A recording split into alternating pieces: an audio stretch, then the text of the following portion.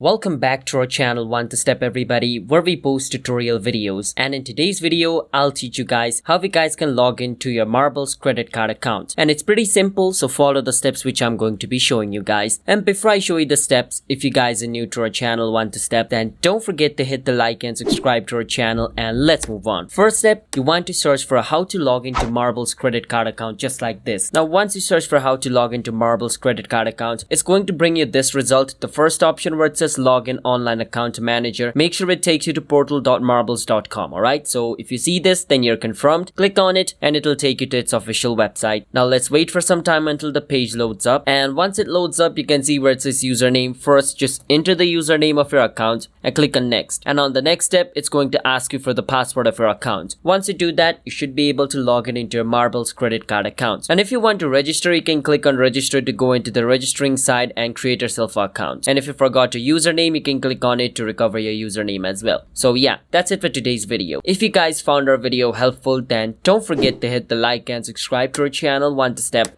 I'll see you guys next time on my future video.